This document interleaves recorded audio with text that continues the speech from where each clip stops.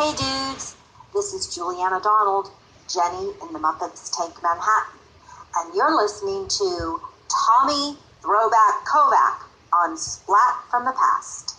Fun fact, Tommy is a Muppet. You poke his navel, and he giggles like the Pillsbury Doughboy. Hey dudes, welcome to Splat from the Past, the only 80s themed horror and sci-fi show where things could get totally radical. Now today, I will be welcoming Cheryl Wagner. She used to work for Jim Henson's puppetry shop. She was Ma Gorg on Fraggle Rock, and she was Miss Finch in the costume in Sesame Street Presents Follow That Bird. My second guest from that movie in just a week. I am so lucky.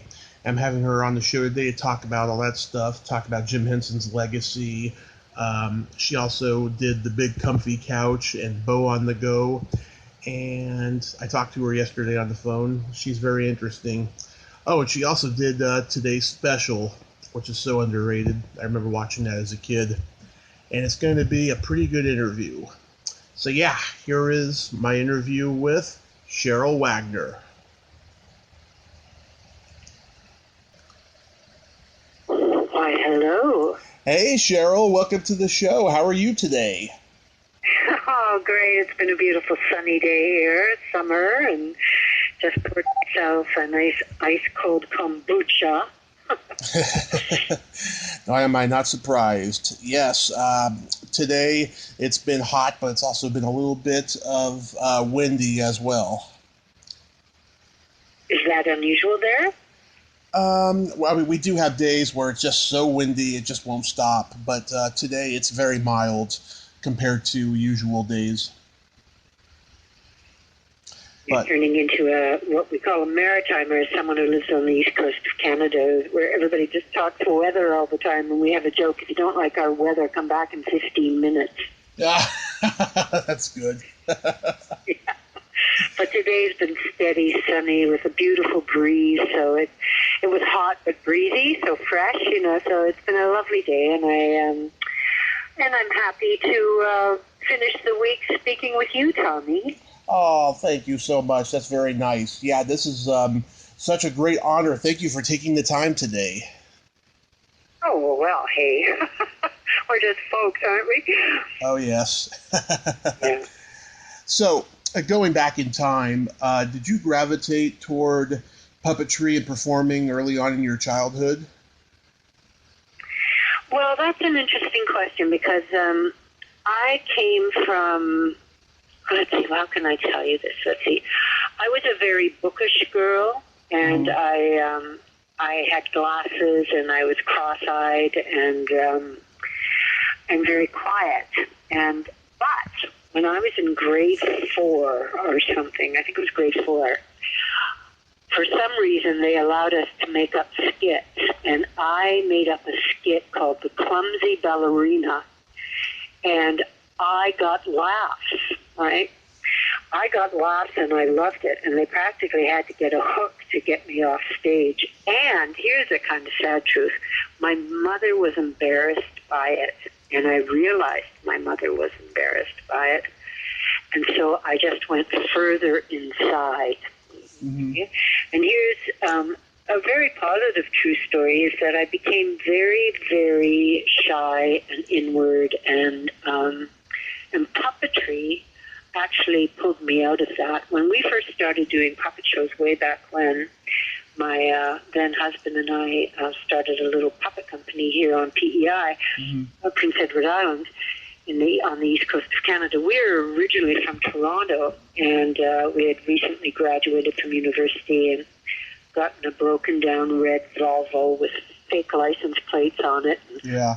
100 pounds of brown rice and a dog and a cat and dog food and case of tuna, and we headed east because we thought we would, I don't know what we thought. We thought, well, hey, we've got university degrees, we'll get jobs, right? And wasn't true. They didn't want to give jobs to these hairy, hippie-trippy strangers. And so what was going on way back then was, like you probably know, that Justin Trudeau is our prime minister now. But way back then, his dad, Pierre Trudeau, was Prime Minister, and he started a program that was called Local Initiatives Programs, and they funded ideas. If you came up with an idea, they'd give you the money to do it. So we were trying to come up with brilliant ideas and not getting anywhere. They said, oh, we got that one, we got that one, we got that one. And then Ronnie, or my ex, came home and said, I've got the great idea. I said, yeah, what is it? He said, a touring puppet theater. And I'm going, Ron, we don't know anything about puppetry. He said, we won't tell them. So we put in this grant application for a touring puppet theater, and like a miracle, it got funded. So all of a sudden we had to do puppets. And what was true was that we had talent and we had no idea what we were doing. Yep. But I was so shy back then that I could not come out and take a bow, and other puppeteers were not allowed to look at me while I did my puppetry. And the journey from that to ending up actually going into stepping up from behind the stage and hiding behind a clown nose and becoming a clown, and then going into straight theater after that, after our marriage ended, and I went into straight theater in Halifax, Nova Scotia, and actually worked with Tony Randall, of all people, way back when. Really? Wow. And John Neville was the head of Neptune Theatre back then, and John Neville went on to he was in X-Men or something. I don't know what he was in. Anyway, it doesn't matter. But so, I mean, I think I saw there was this capacity within me to want to come out from behind my glasses when I was a little kid, and then realizing, like, to embarrass your mother was like, just it froze me for a long time, and it was the journey through puppets out to a place where I could actually become a straight actress and be on stage, and that's a remarkable journey, I think, for anybody. Yeah, I can relate to the part about being talented but not knowing what you're doing. It took me a long time to figure out something, I mean, I got this podcast. I didn't even realize that I was that good of an interviewer until I got all these amazing people in just 3 years, and I didn't know what I wanted to do for a long time because so many people were naysaying me, Well, yeah, I mean, it's so confusing to try and figure out. And I think a lot of it has to do with luck. And I also think a lot of it has to do, believe it or not, with destiny. Mm-hmm. I mean, I think there's a fate, and if you can respond to fate. So, for example, when that little red Volvo drove east to the east coast of Canada, I always say that should be a children's storybook because it was the car that wanted to be a boat, because we ended up giving the engine to a guy and he put it in a fishing boat, right? Mm-hmm. And so that car became a boat. But flash forward about, 8 years later, after I had separated from Ron Wagner, who was, my partner and father of my children, and we had our own theater company, and the one who had the big idea, let's do puppets. And we years later, Jim Henson was auditioning in Toronto, and I was living out here on the east coast of Canada, mm-hmm. And a friend ran up to me in a restaurant with a newspaper saying Jim Henson is auditioning in Toronto.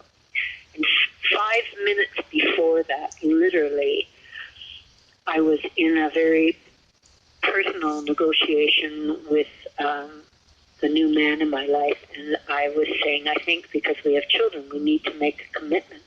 Mm-hmm. That, no, let's just see what comes along. And I went, well, I don't think that's a smart idea. At which point, my friend ran up with a newspaper saying, Jim Henson's auditioning in Toronto. Yeah. And I said to my sweetheart, well, I guess you said, let's see what comes along. But I can tell you, Tommy, that if we had committed 5 minutes earlier to being a couple with a mixed blended family, I would not have gone and auditioned for Jim Henson. I would not have worked on Fraggle Rock. I would not have worked on Fall of That Bird. I would not have stayed back in Toronto and created television there, So I think in its own strange way, there was a destiny or fate or opportunity came knocking. Mm-hmm. Yeah. I mean, what year was this? Oh, Jesus, Murphy, when was that? 82, maybe? I don't know. I can't remember when everything happened. Yeah. You must have already been aware of just the impact that man had on the world at that point in time.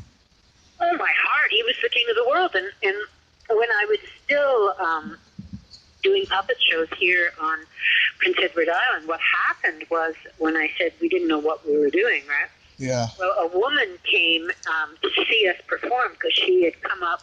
She was actually vice president of the Puppeteers of America, but she had come up to PEI because she wanted to see PEI, and she had her best friend's son lived on PEI, and he was a friend of ours, and he said, hey, my friends are doing puppet shows down in Georgetown Theater, so she came to see us. And she said, oh my God, you guys, you're so talented, and you have no idea what you're doing. So you need to get your butts to our next Puppeteers of America convention, and it's in a couple of months. So we managed to get there, thanks to government grants, actually, Canada Council. And in 1 week, we saw something like 60 puppet shows, and I learned more from the bad ones. I go, oh, that's awful, and we do that. But Jim Henson was there, and we actually rode in an elevator with Jim Henson, and I was practically shaking because he was the king of the world, we in the puppet world, so, and I did meet him one time at another puppet festival, and we chatted, but I was gaga, I was just, But, so then when Fraggle happened, and auditioning for Fraggle was a fascinating experience because there must have been 300 people. It was a cattle call, and they did it alphabetically. And guess what my last name is? Wagner. Yeah. So it was the end of the day, and if you can imagine that little red Volvo that headed east, well, 8 years later, Ron and I flew back to Toronto because after I found out Jim Henson was auditioning in Toronto, I thought, well, I have to tell Ron even if we're separated, right? Like, he's got to know this. It's too big an opportunity for any Canadian puppeteer. And so we both flew back to Toronto, and we were Wagners, and so they did it alphabetically, and they just took 3 people at a time in, and Ron went ahead of me, and he was a very charming, handsome, and engaging guy. Mm-hmm. And the fellow who was running the audition, Richard Hunt, who was an American puppeteer, he was running the audition, and there was this big, long table of producers, and Jim Henson sitting in the middle of it, right? And I'm just so nervous. Yeah. So Richie really was impressed with Ron, and because he was so full of beans, and so was Richard. And so he says to me in front of all these people, Wagner, so is he your husband or is he your brother? And I thought, oh, no. So I said, well, he used to be my husband, and now he's my brother. And that whole table of producers and Jim Henson laughed. Knew I had the job. Because I asked Jim later, like I became Jim's preferred right hand when he was doing a puppet, because his right hand would be in the head and the mouth, and his left hand in the other hand, and I'd be there attached to him, basically, with my right hand in the puppet's right hand. So we were stuck together a lot while lights changed, and, television can be very slow, but you couldn't leave. You had to stand there and wait till they made the changes and be ready to go. 5, 4, 3, 2, 1, and so I asked him once did he feel was his strongest talent? Because obviously, he was a brilliant performer.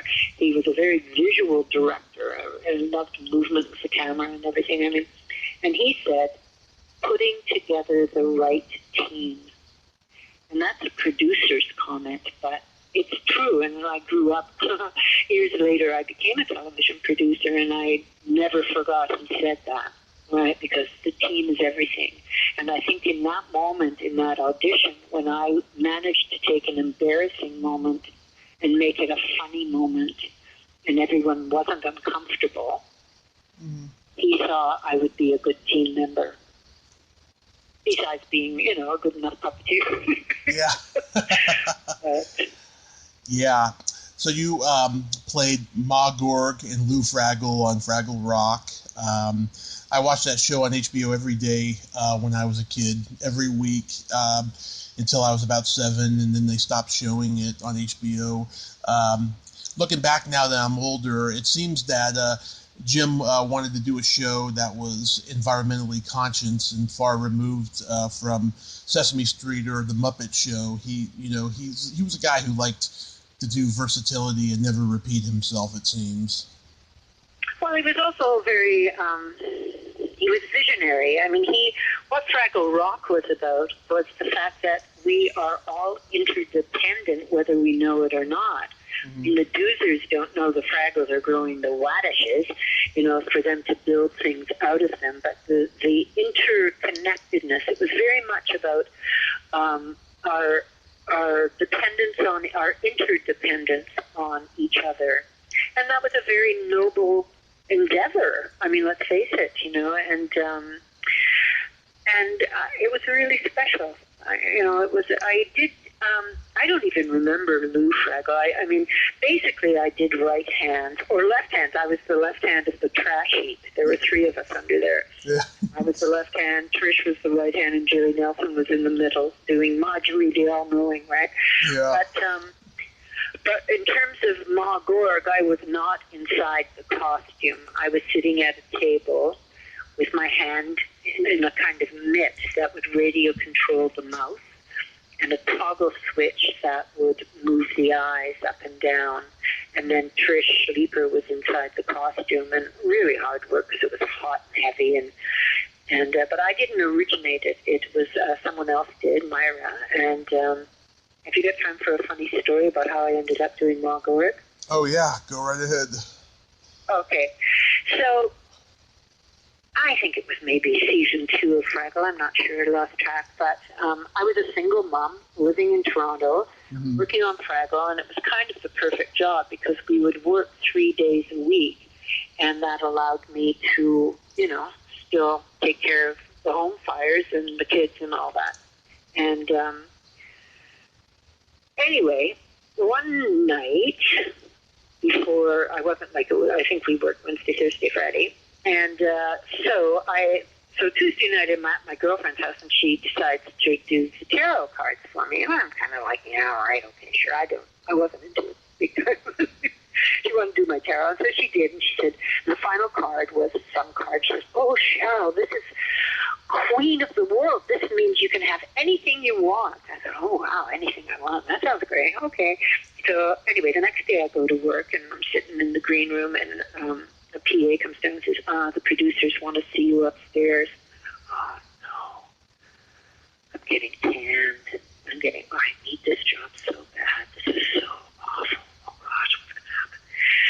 So I go upstairs. I'm very nervous, and I meet with Larry Merkin, the producer, and he says, Cheryl, we've decided to make some big changes around here. I'm going, oh, man, I've lost my job. And he said, we'd like you to do Ma Gorg. And I looked at him, and one of Ma Gorg's personality traits was she thought she was the queen of the universe. And I looked at Larry, and I went, oh, I just thought I was going to be queen of the world. I didn't think I was going to be queen of the universe, referring to my tarot cards the night before. And he looked at me like I was a total loon, but they let me continue anyway. So there it was. It was like, is that destiny? I mean, I don't know, but it was kind of a funny moment to have the tarot tell me I was queen of the world, and I could have whatever I wanted. Yeah. Were they 16-hour day shoots?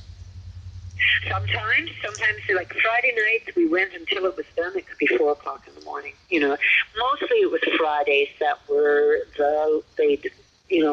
when they shot Wednesday, Thursday, Friday. What happened was Monday would be read-through and music rehearsal, and Tuesday would be music record. So if you were involved in music record, which I rarely was, but what was wonderful for me in terms of an education was they welcomed those of us who were performers to come to the production meeting and the read-through of, it'd be the script that was going to be done that week and the script that was going to be done the following week. And so all the departments would be there, and they'd be figuring out what they need to do and what they couldn't do and what they had to do and blah, blah. But I got to see how television was made. And so once my kids went to school and the production meeting started at 10, I could be there on Mondays and really learn about the making of television. And so they really welcomed us to participate in any way we wanted if we weren't in the way. But the long days were very long. So Friday nights when I was working Fridays, I always made sure the kids were with their grandparents so I often stayed at my friend Trish's house downtown because we'd finish at 2, 3, 4 in the morning, on Friday night. And we had to go as long as until the show was done. There was no overlap. We couldn't keep doing that show on Monday. It had to be done Friday. Right. So those were, that was not always easy, but it was exciting. I mean, hello. Yeah. You must have been just extremely hot in those costumes. Well, I was extremely hot as Miss Finch in that costume. Because, I mean, as a puppeteer, you're not really in a costume. Yeah. Often your hand's hot, but we'd get bent out of shape. I mean, you had to really, put your hand up and your head to the side and never get your head in the shot and, run. We did most of it standing up, too. And one thing about my working with Jim was I wasn't as tall as he was, so I would have to wear very high platform shoes to do his right hand. And often we'd be running through the set, and there'd be tables on the floor. I mean, I'm glad I'd taken dance classes. You know what I mean? You had to be very physically capable. But in terms of Miss Finch, that was shot in the summer, and man, that was hot. Yeah, I'm going to ask you about that in a moment. But I was curious, did you have a favorite character on Fraggle Rock?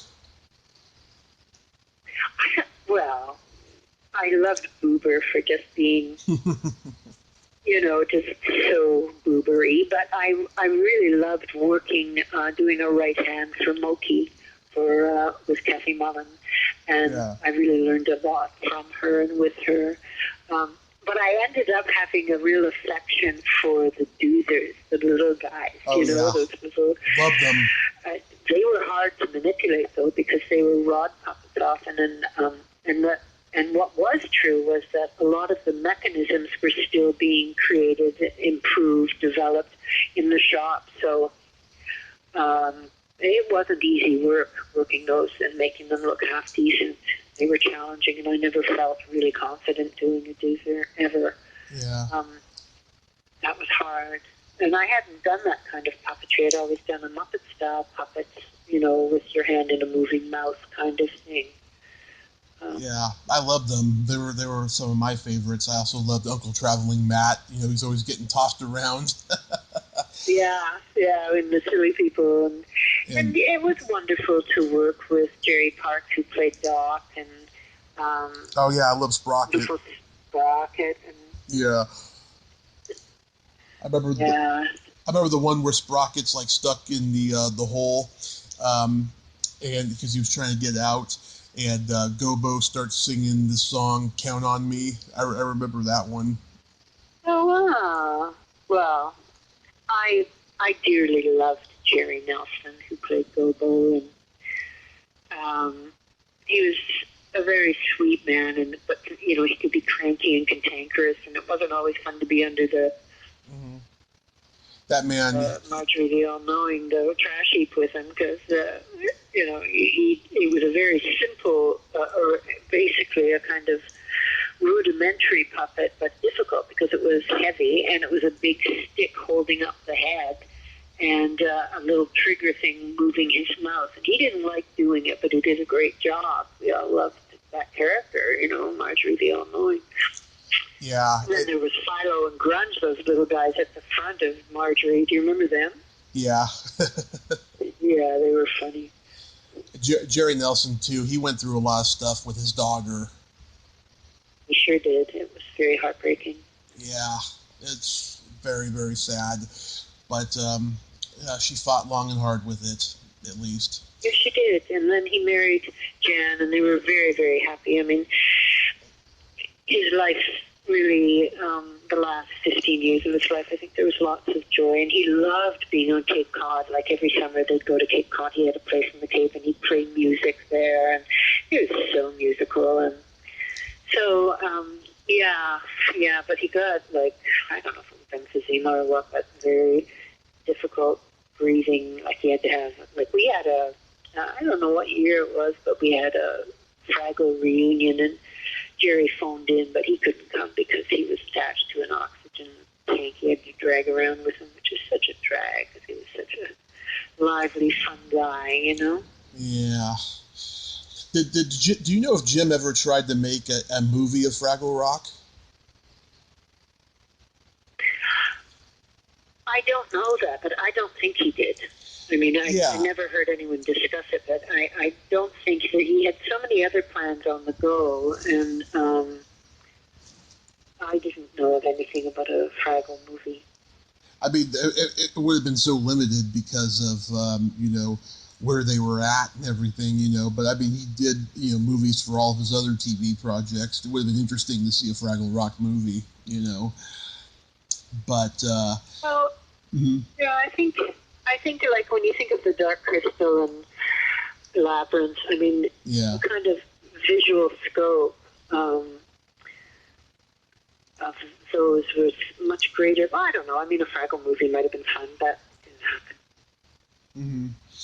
So now we get to Sesame Street Presents Follow That Bird. This has been a special movie to me since I was 3 years old. It premiered on HBO in August of 1986, and my parents taped it for me, and I've just always loved it. I still cry when I watch it today.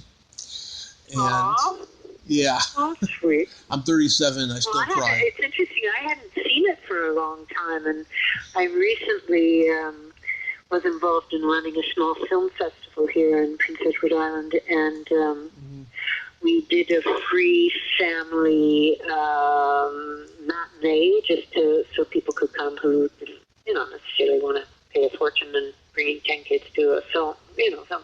So we decided to show Follow That Bird, and I was really hoping I could get Carol at the time to have some kind of call-in, but he wasn't well, and that didn't happen. But for me to watch the film after so many years, and I have to tell you, my favorite part was the final scene where they're on Sesame Street, and it's peopled with all the people of so-called people of Sesame Street, but who really was on that set were all the crew, with the cast, obviously, but to make it like there was a lot of people who lived on Sesame Street, and for Miss Finch to see that Big Bird had a community, and they weren't all birds, but they were a wonderful community. Well, for me, it was like here were these faces of people I worked with 30 years ago, many of them gone, right? And right. Smiling, and the camera's going all around. Well, I was at a bucket of tears, I can tell you, at the end of that screening. Yeah. Oh, Carol, he cried after the Bluebird of Happiness scene, I heard. Oh, yeah? Yeah. Well, I'm sure, I sure can't believe, sort of looking back, that they had him, well, it was a stunt guy, but jumping from the truck to the car, right? Yeah. That was pretty exciting. Yeah. But, how did Jim... I really enjoyed, I'll tell you, I enjoyed working with, didn't have a lot of scenes with, but there were a lot of the people on that show I enjoyed working with, and certainly Dave Thomas and Joe Flaherty. These brothers. And Flaherty, they were so interesting and fun. Yeah. And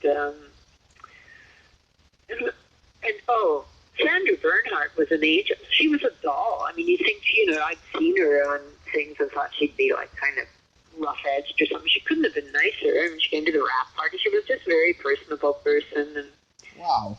Yeah, the Crouch Diner, that was lots of fun. Yeah, that's a hilarious scene. I love that. Yeah. So how did Jim think of you playing Miss Finch?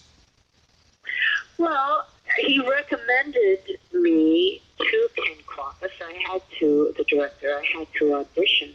Mm-hmm. I was kind of surprised and pleased. I didn't, because I'd done clown work, so I had done, physical work as opposed to only puppet work, so I guess maybe that gave him some confidence in that. I was kind of surprised and delighted and auditioned and said yeah, so I was very pleased with that. But we had some technical problems because when you wear a costume like Big Bird or Miss Finch, there's actually a little inside, there's a little monitor so you can see what the camera's shooting. Yeah. You can't really look out at the costume and see. You have to rely on this little monitor. And, of course, it's in reverse because of, it's being shot. But because of the nature of me, who could never wear a watch, it would stop, like some kind of electrical reality about my physicality was they couldn't get the monitor to work. Mm-hmm. And this was a problem because if I couldn't see, what could I do, right? Right. So there was a lot of attempts, and finally they said, okay, we figured out, Cheryl, we have to put the antenna on you, and as long as there isn't a thunderstorm, it should be okay. Mm-hmm.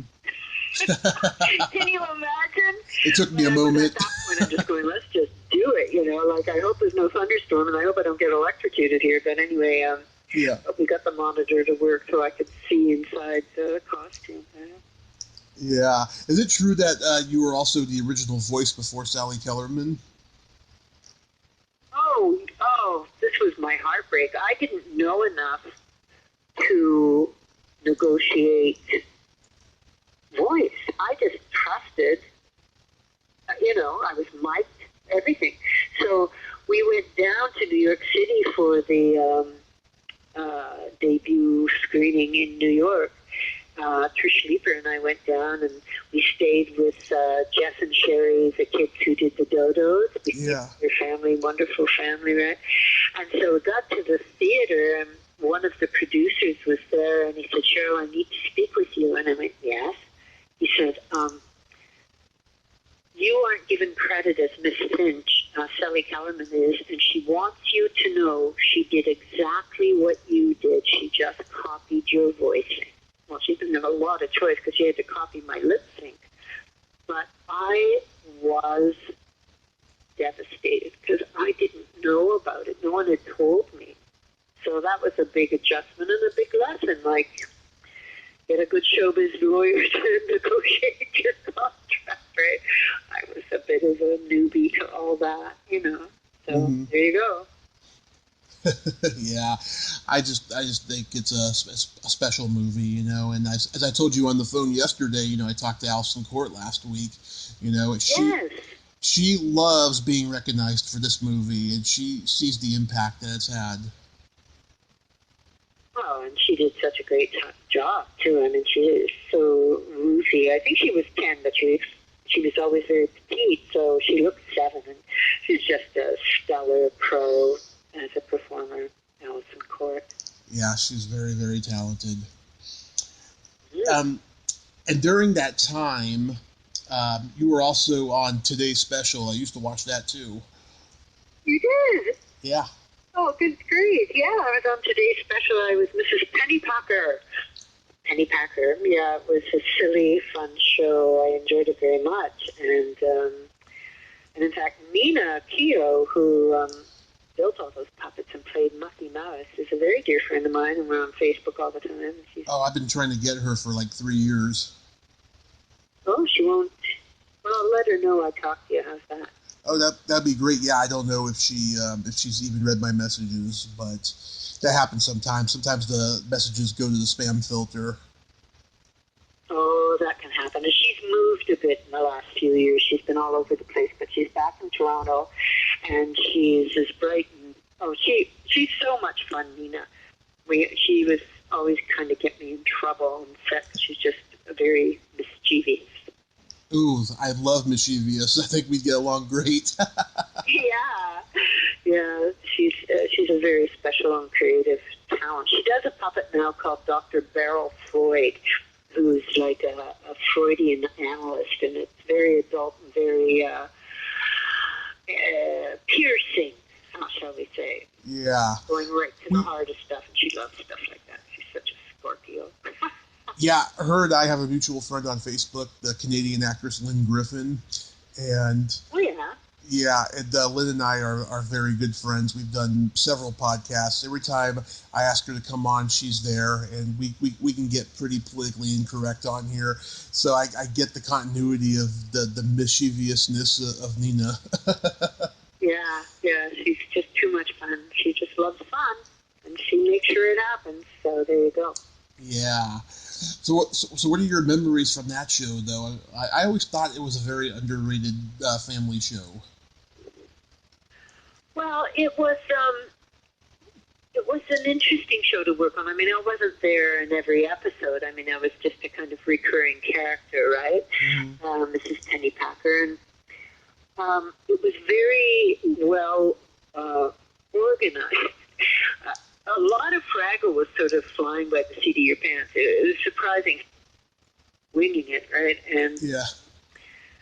so, but that wasn't true at all of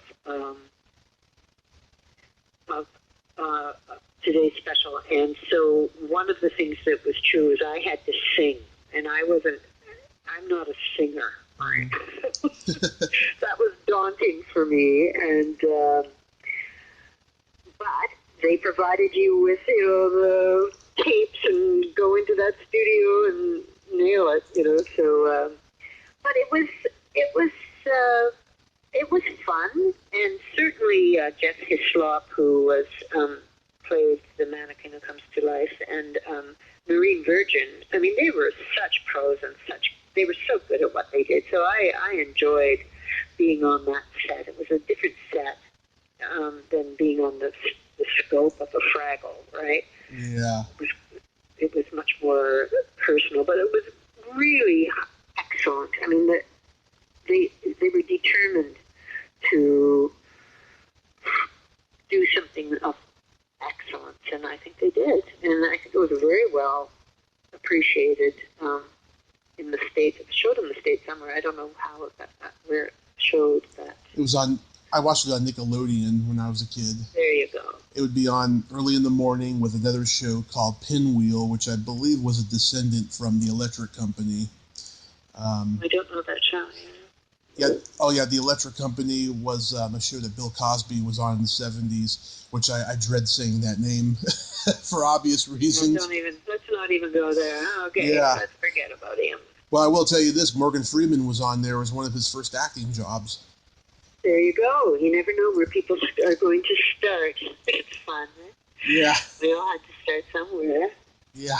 One show I worked on in Canada that was called Mr. Dress Up, and Mr. Dress Up was the equivalent of our Mr. Rogers' Neighborhood. And in fact, Mr. Dress Up and Fred Rogers worked together in Canada. Fred Rogers' TV empire started in Canada. They had a half-hour kids show together. I forget what it was called. And then Fred went down to the States and ruled the world.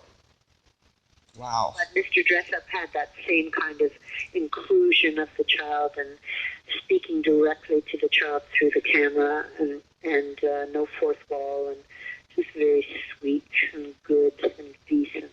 Things kids still need. Yeah.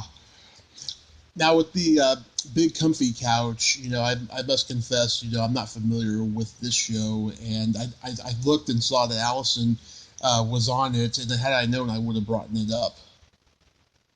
She wasn't just on it; she was the lead, and she was brilliant, absolutely brilliant. And I had worked with her on Mr. Dress Up. She also worked on Dress Up, and she went to the performing arts school my kids went to, so I knew her well. She was at sleepovers at our house and everything. But I also knew her mother, who wasn't taller than 5'3". So when it came time to cast a young performer on a couch, I looked at Allison. Not only did I know she could do it, but I went, "You're not going to grow tall between season 1 and season 5." So I struck gold with Allison Court. Oh, yeah. I think the reasons why I wasn't familiar with this one is because by that point I had grown out of my kids show phase, and For sure, not not everybody knows it, but those who knew it loved it deeply and dearly. There's still a very vibrant fan base for Big Comfy Couch. And actually, I'm working on a Big Comfy Couch script for a Christmas kind of evergreen movie. Mm-hmm. Yeah. Was it on PBS in the States? It was on PBS affiliates. It was never on the national feed, so it was here, there, everywhere kind of thing, which was, difficult. We had an American agent who did all that groundwork of getting the show on air.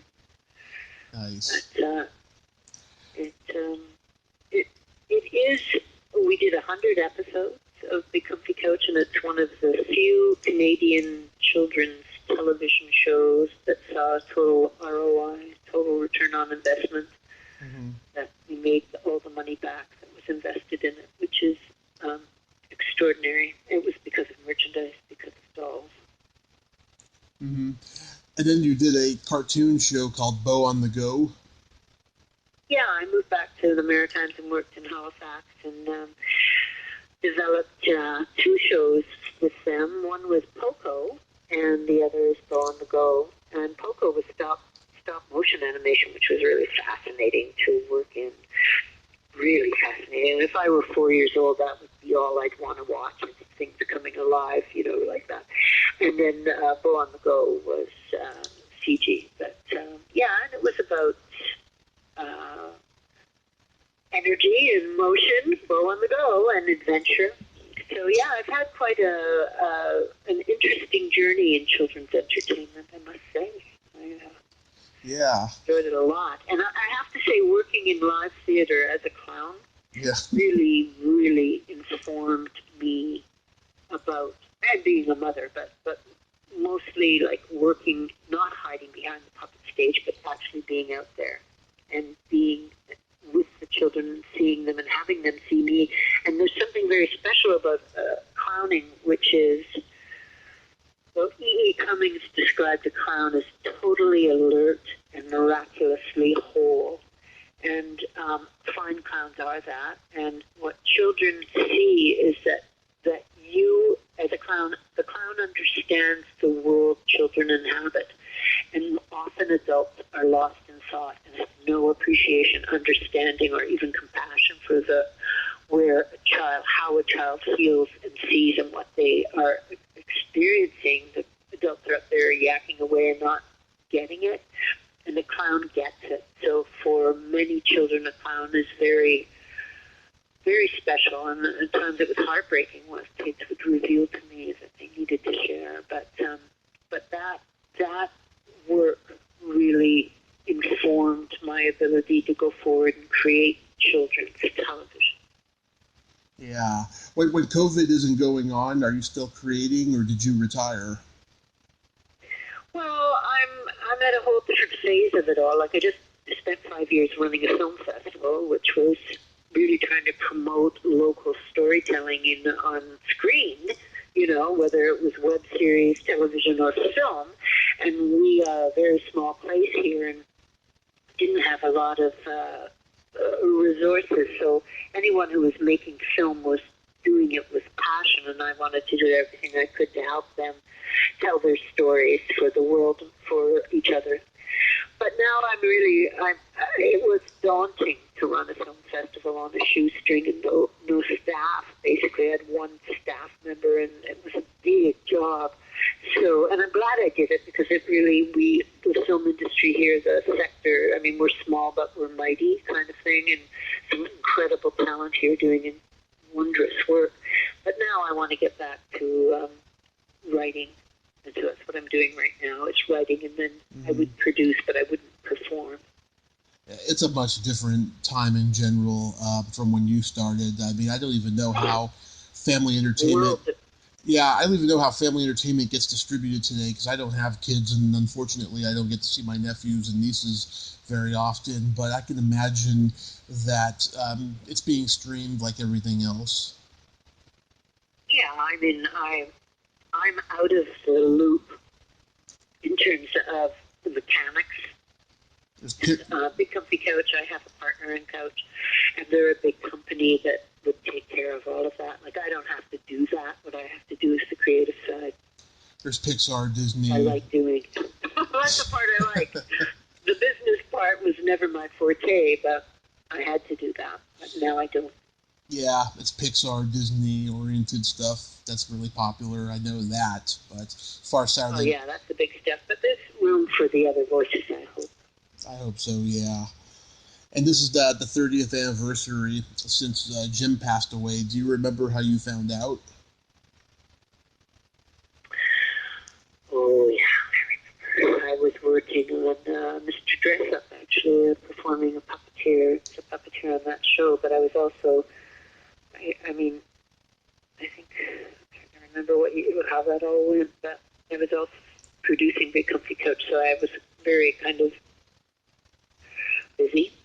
But it was a terrible shock, and so a number of us went down to the funeral, and that was a very special occasion to be part of that, and to be part of the puppet community and look around and realize how few of us were people who worked with Jim Henson. What was very ironic was, if you remember, I told you there was this American woman who came and saw us and said, "You're so talented and you have no idea what you're doing." Yeah.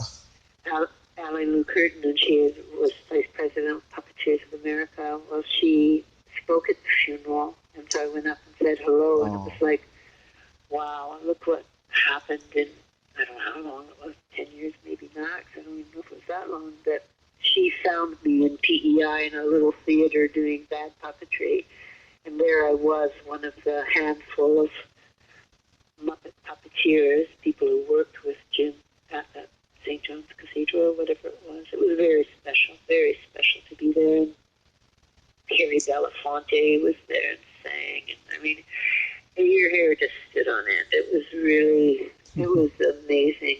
And then to turn around in the Muppet shop and made all these butterflies on sticks, and so behind us were like, I don't know, 2,000 people with butterflies on sticks, and they were waving them in the air, and I just felt like I couldn't believe my life. How did I get this lucky to be part of the world Jim made, and the impact he had on the whole world, you know, and that I got to be there with my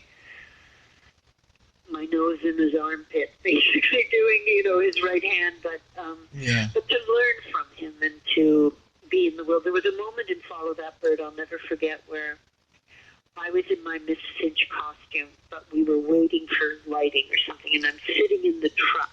Mm-hmm. They've taken my head off, so Cheryl's head is sitting there inside the bird costume, right?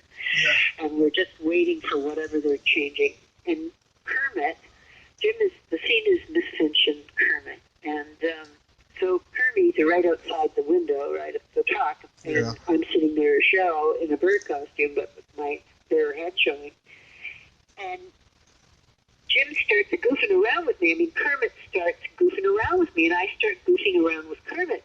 And we're just goofing around, and all of a sudden it struck me like a ton of bricks, like, how did I get here? How can this be possible? And what I want to say is, about 2 years prior to that, maybe 3 years prior to that, I was very depressed.